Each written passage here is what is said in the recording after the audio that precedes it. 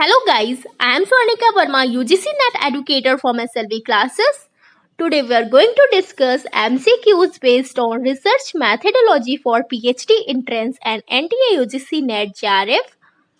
Guys इस video में हम डिस्कस करेंगे रिसर्च मैथडोलॉजी के क्वेश्चंस जो कि 1000 क्वेश्चंस के कुछ पार्ट इस वीडियो में कराए गए हैं जो कि आपके हो गए पार्ट 2। ओके, इसके पहले मैंने एक अपलोड किया था, उसमें पार्ट 1 था, उसमें भी कुछ रिसर्च मैथडोलॉजी के क्वेश्चंस करवाए गए हैं।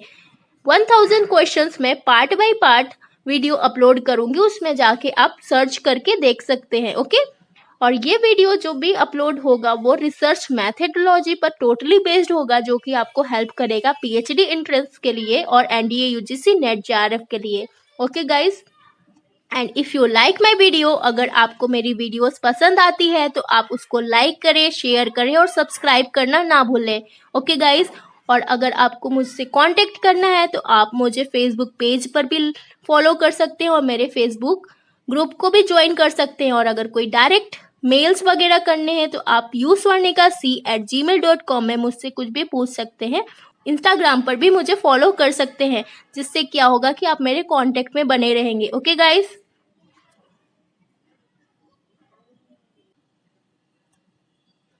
come to question 50. Dash is a motivation for research in students, research degree, research academy, research labs, research problems. So motivation for research in students यानी स्टूडेंट के अंदर कैसे रिसर्च मोटिवेशन ला सकता है, किस वजह से, क्या रीजन है। ऑप्शन है रिसर्च डिग्री से, रिसर्च एकेडमी से, रिसर्च लैब से या रिसर्च प्रॉब्लम से। ओके, सो सभी को पता है कि जब रिसर्च की डिग्री मिलती है तो स्टूडेंट्स के आगे क्या लग जाता है, डॉक्टर यानी DR, यानी डॉक्टर डिग्री उसको मिल जाती है। तो सबसे बड़ा मोटिवेशनल यही है कि स्टूडेंट्स को क्या हो जाता है, डिग्री मिल जाता है डॉक्टर का। तो सबसे बड़ा क्या हो गया, research degree is a motivation for research in student. ये एक तरीके का सबसे बड़ा मोटिवेशन है रिसर्च के स्टूडेंट्स के अंदर। Okay, now guys 51. Which of the following is an example of primary data? Option A book, option B journal, option C newspaper, option C census report. So primary data किसका example है, इसमें से जो given points है उसमें primary data कौन सा है। So option C is the right answer, यानी सबसे पहला यानी प्राइमरी डाटा क्या था, न्यूज़पेपर था। Okay,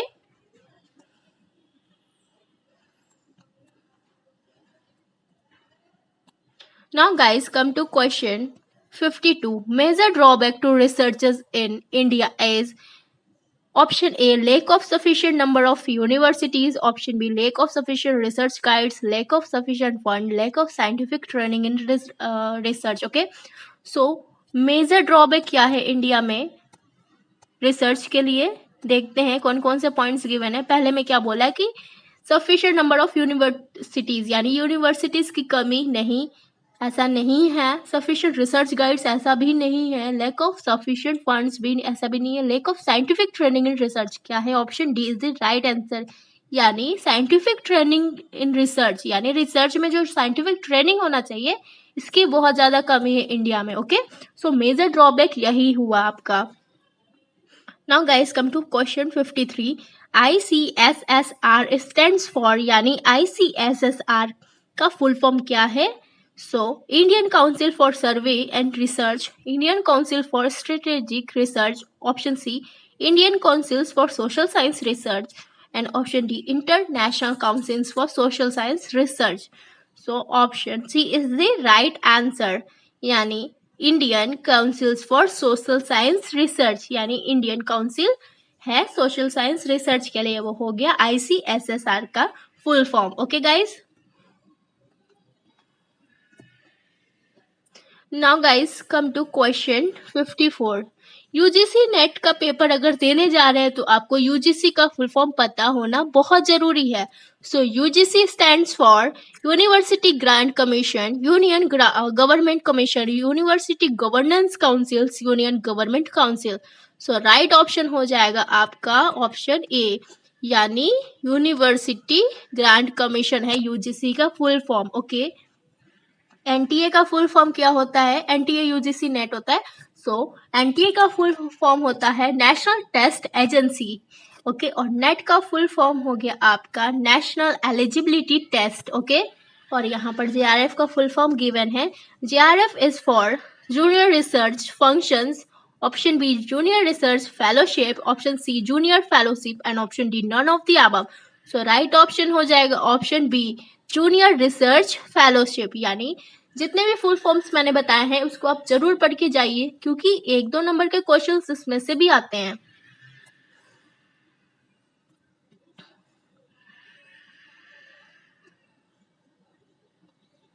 Now guys, come to question 56. Dash is the first step of research process. Research process का ये first step है कौन सा? Option A formulation of a problem, option B collection of a data, option D C editing and coding, option D selection of a problem. Okay, so बोल रहा है कि research process में सबसे पहला स्टेप क्या होता है?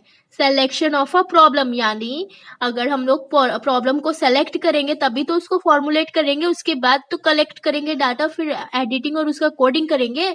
सो पहला स्टेप क्या हो जाएगा? Selection of a problem. यानी पहले क्या करेंगे? प्रॉब्लम को सेलेक्ट करेंगे। ये हो गया आपका first step. Okay, now come to 57। A problem well put is. Problem जो है वो वेल पुट क्या है? Fully solve, not solve, can not be solve, half solve. यानी प्रॉब्लम क्या होना चाहिए? हाफ सॉल्व होना चाहिए। ओके,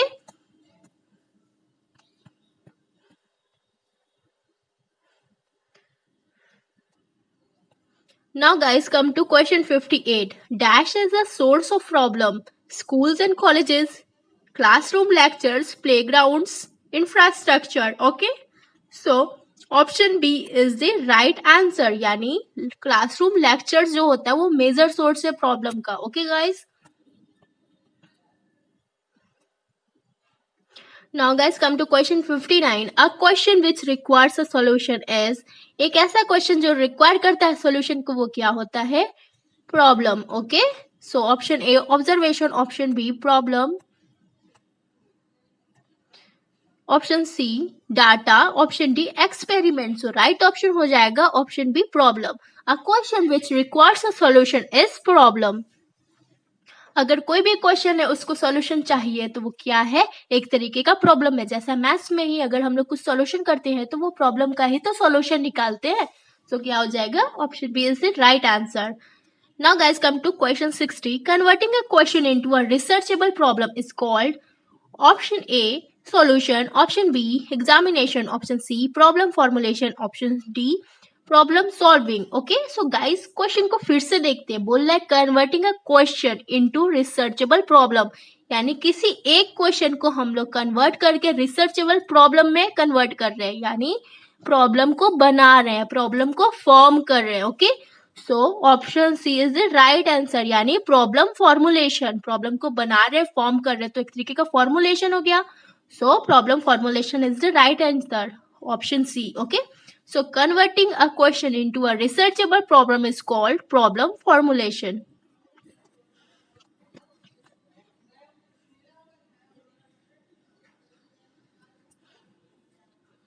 Now guys, come to question 61. While selecting a problem which is dash is not taken. Okay,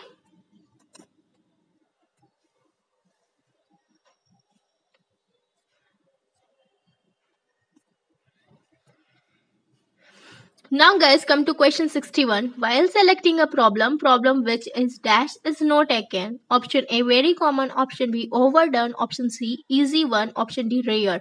So right option हो जाएगा option B overdone. अगर जो प्रॉब्लम ओवरडन हो चुका है, खत्म हो चुका है, उसको क्या करेंगे? उसको क्यों सेलेक्ट करेंगे? वो तो सॉल्व हो चुका है, तो उसको प्रॉब्लम को लेने का कोई मतलब ही नहीं है।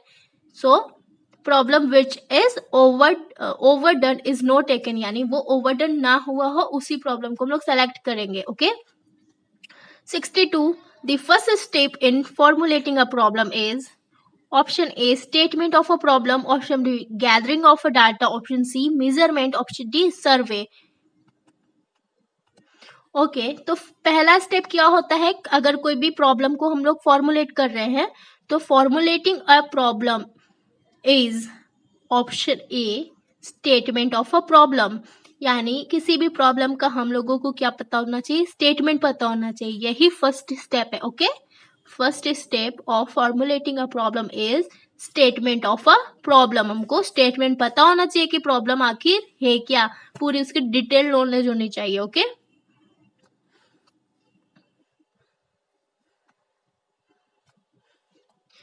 now guys come to question 63. Dash will help in finding out a problem for research. Option A professor, option B tutor, option C HOD, option D guide. So बोल क्या रहा है, डैश विल हेल्प, यानी जो है इन चारों में से वो हेल्प करते हैं हमको finding out a problem for research. जो भी रिसर्च के दौरान प्रॉब्लम्स हो रही है उसको फाइंड आउट करने के लिए ये हमें हेल्प करते हैं। Professor, tutor, HOD, guide. So जो गाइड होते हैं वो हमें तरीके से मेंटोर, वो हमें बताते हैं। ओके, गाइड करते हैं और प्रॉब्लम को फाइंड करने में हेल्प करते हैं। सो राइट ऑप्शन हो जाएगा option D. Okay, now guys come to question 64. second step in problem formulation is, second step होता है प्रॉब्लम फॉर्मुलेशन का, वो कौन सा होता है? पहला तो आपका हो गया statement of a problem. Second step क्या हो जाएगा? Understanding the nature of the problem, यानी पहले हमने स्टेटमेंट ले लिया कि प्रॉब्लम क्या है, अब उसको अंडरस्टैंड करेंगे कि उसका नेचर क्या है उस प्रॉब्लम का। So option B is the right answer, यानी understanding the nature of a problem. Now guys come to question 65. Third step in problem formulation is, पहला स्टेप आपका हो गया statement of a problem, second step हो गया कि उसको understand करना, उसको समझना। ओके, कि उसका नेचर क्या है। थर्ड स्टेप क्या हो जाएगा? Option C survey the available literature. उसका पहले क्या है कि स्टेटमेंट ले लिया हम लोगों ने प्रॉब्लम का, दूसरा क्या कि उसको समझा और उसके नेचर को समझा। ओके, फिर तीसरा क्या हो जाएगा? सर्वे करना, उसके फाइंड आउट करना फैक्ट्स को। तो सर्वे दी अवेलेबल लिटरेचर, जो भी लिटरेचर गिवन है उसका सर्वे करना। ओके, सो राइट ऑप्शन हो जाएगा option C. Now guys come to question 66. Fourth step in problem formulation is, fourth step क्या है प्रॉब्लम फॉर्मुलेशन का? Option A develop ideas through discussion, option B survey, option C statement of a problem and option D enactment. So option C जो है वो पहला step हो गया, तो इसको कट कर देते हैं। ऑप्शन बी क्या है? वो आपका तीसरा स्टेप हो गया, सर्वे करना तीसरा हो गया, और दूसरा स्टेप हम लोगों ने पता किया है कि अंडरस्टैंड करना नेचर को। ओके, सो दूसरा हो गया, बचा गया option A and option D enactment. Okay, so fourth step क्या होगा? Develop ideas through discussion. जब हम लोगों ने प्रॉब्लम के स्टेटमेंट को देखा, उसके बाद उसको अंडरस्टैंड किया, उसको समझा नेचर के बारे में, फिर उसका सर्वे किया, तो चौथा ऑप्शन क्या हो जाएगा? चौथा प्रोसेस क्या हो जाएगा कि हम लोग उसको क्या करें? डिस्कस करें, जो भी आइडियाज है अपने अपने उसको डिस्कस करें। So fourth step in a problem formulation is develop the ideas through discussion. Discussion करेंगे तो तरीके तरीके के आइडियाज आएंगे। So option A is the right answer, develop the idea through discussion, यानी डिस्कशन करते समय हम लोग डेवलप करेंगे आइडियाज को।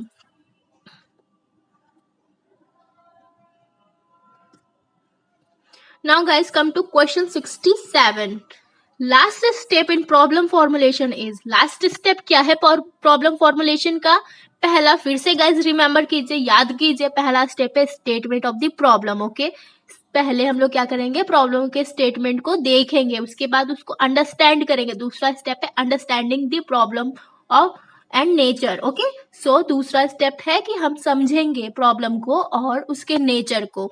तीसरा स्टेप है सर्वे, सर्वे करेंगे, और चौथा स्टेप है डिस्कशन करना। ओके, डिस्कस करेंगे और डेवलप करेंगे आइडियाज को। फिर लास्ट स्टेप क्या हो जाएगा आपका? लास्ट एंड फिफ्थ स्टेप हो जाएगा सर्वे नहीं, डिस्कशन भी नहीं, लिटरेचर सर्वे भी नहीं, ये तीनों ही नहीं होगा, ये तीनों ही आ चुके हैं। Option D is the right answer, rephrasing the research problem. Rephrase करेंगे रिसर्च प्रॉब्लम को, ये आपका हो जाएगा लास्ट प्रॉब्लम, यानी fifth step. Okay guys, now guys come to question 68. In the formulation of a problem we need to give a, जब भी हम लोग प्रॉब्लम को फॉर्मुलेट करेंगे तो हमें क्या, हमारे पास क्या होना आवश्यक है? नीड किस चीज की होनी चाहिए? Option A title, option B index, option C bibliography, option C concept. So सबसे ज़्यादा ज़रूरी किस चीज़ का है हम लोगों को अगर भी कर रहे हैं तो फॉर्मुलेट प्रॉब्लम को। सो option A is the right answer, यानी टाइटल को होना बहुत जरूरी है। अगर टाइटल ही नहीं होगा तो हम कैसे किसी को बताएंगे कि ये प्रॉब्लम कहाँ से है, क्या है इसके मतलब। जैसे कुछ भी बना रहे, वीडियोस वगैरह भी बना रहे, तो उसके टाइटल में लोगों को लिखना बहुत जरूरी है ताकि व्यूवर्स को पता चल सके कि ये किससे रिलेट कर रहा है। ओके, सो इसी तरीके से अगर हम लोग फॉर्मुलेशन ऑफ अ प्रॉब्लम करते हैं, मतलब प्रॉब्लम को फॉर्म करते हैं, तो उसका टाइटल हम लोग को बताना बहुत जरूरी है। Okay, so option A is the right answer.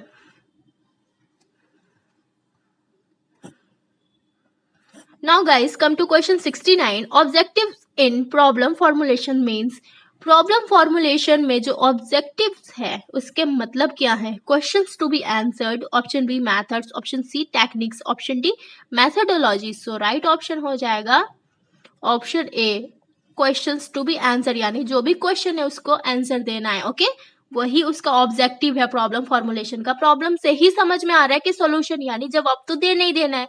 सो उसके ऑब्जेक्टिव क्या हो जाएंगे प्रॉब्लम फॉर्मुलेशन के? Question to be answered. Okay, now guys come to question 70. The problem selected must have, जो भी प्रॉब्लम सेलेक्ट किया गया है उसके पास क्या होना चाहिए? Speed, facts, values and novelty. So option D is the right answer, novelty होना चाहिए। So the problem selected must have novelty.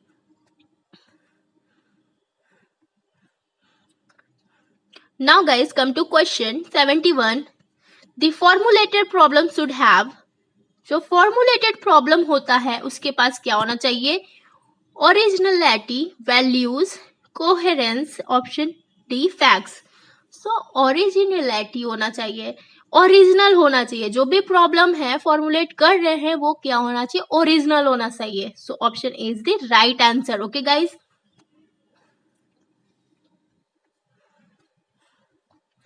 now guys come to question 72. The purpose of social science research is academic and non-academic, cultivation, academic and utilitarian. So क्या हो जाएगा right answer? Social science research का जो purpose है वो क्या है? Option B, cultivation उसका पर्पस है। ठीक है, so option B is the right answer, cultivation. Now guys come to question 73. The academic purpose is to have, जो एकेडमिक पर्पस होता है वो क्या है? Information, first hand knowledge, knowledge and information, D models. So right option हो जाएगा option C, क्या हो जाएगा? Knowledge and information. यानी एकेडमिक पर्पस जो होना चाहिए, अगर एकेडमिक पढ़ाई नहीं करेंगे हम लोग, डायरेक्ट सीनियर पढ़ाई कर लेंगे तो हम लोगों के पास एकेडमिक नॉलेज नहीं होगा। एकेडमिक नॉलेज का पर्पस क्या है? नॉलेज और इंफॉर्मेशन होना। Okay, so academic purpose is to have knowledge and information. So right option is option C.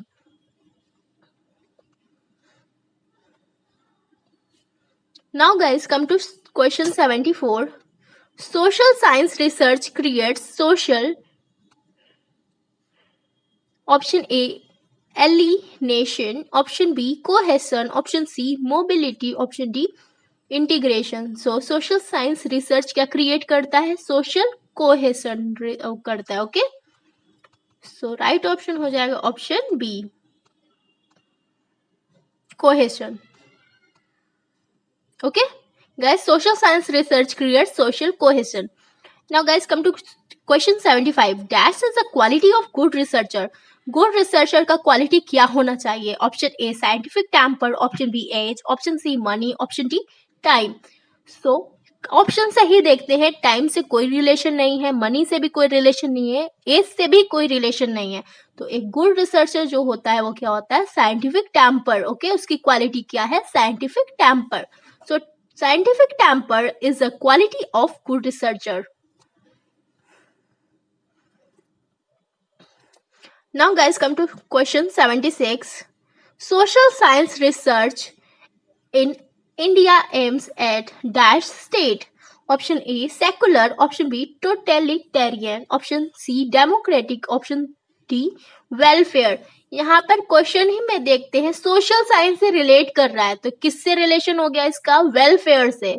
So social science research in India aims at a welfare state. Okay guys, Thank you guys for watching my video. If you like my video, please like, share, comment and subscribe and follow me on Instagram. And if you want PDF, अगर आपको PDF चाहिए तो आप मुझे contact कर सकते हैं at uswarnika@gmail.com। ये मेरा मेल आईडी है और मुझे फॉलो कर सकते हैं फेसबुक पेज पर भी और मेरे फेसबुक ग्रुप पर भी। ओके गाइस, एंड अगर कोई DM करना है, मैसेज करना है तो आप मुझे इंस्टाग्राम पर भी मैसेज कर सकते हैं। एंड गाइज, जो रिमेनिंग क्वेश्चंस है, रिमेनिंग MCQs है, मैं नेक्स्ट वीडियो में अपलोड करूंगी, यानी इस वीडियो के नेक्स्ट पार्ट में आप लोग उसको देख सकते हैं। रिसर्च मैथोडोलॉजी के जितने भी क्वेश्चंस 1000 है, मैं पार्ट बाय पार्ट मैं उसको अपलोड करूंगी, तो आप उसको देख सकते हैं। ओके, और अगर रिलेटेड PDF एंड PPT चाहिए तो मैं फिर से बता रही हूँ, आप uswarnika@gmail.com में मुझे मेल कर सकते हैं या तो मुझे मैसेज कर सकते हैं मेरे इंस्टाग्राम ID या फेसबुक ग्रुप या फेसबुक पेज पर मुझे बता सकते हैं, कांटेक्ट कर सकते हैं।